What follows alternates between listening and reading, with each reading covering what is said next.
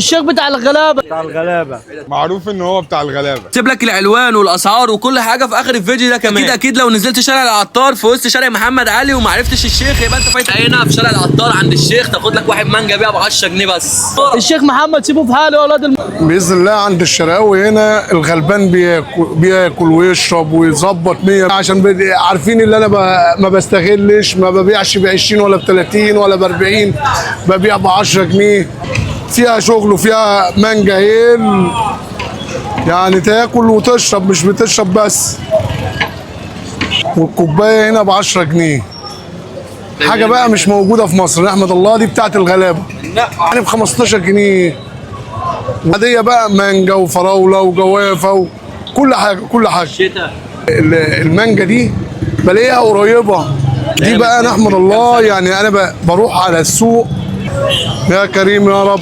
حلاوته تعمل مانجا شربت 3 كوبايات. ما شاء الله زي ما بقول لكم كده مفيش حد بيدخل شارع العطار او ماشي في محمد لك الحلو ده عشان الفيديو يوصل لكل الناس.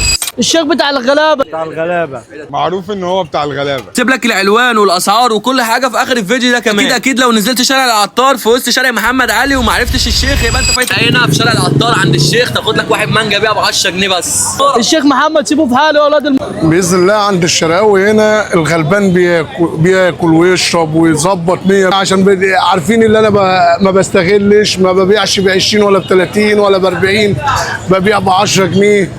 فيها شغل وفيها مانجا هيل، يعني تاكل وتشرب مش بتشرب بس. والكوبايه هنا ب 10 جنيه. حاجه بقى مش موجوده في مصر، نحمد الله. دي بتاعت الغلابه يعني ب 15 جنيه. عاديه بقى مانجا وفراوله وجوافه وكل حاجه كل حاجه. المانجا دي بلاقيها قريبه دي بقى نحمد الله. يعني انا بروح على السوق يا كريم يا رب. حلاوته تعمل مانجا شربت 3 كوبايات. ما شاء الله زي ما بقول لكم كده مفيش حد بيدخل شارع العطار او ماشي في محمد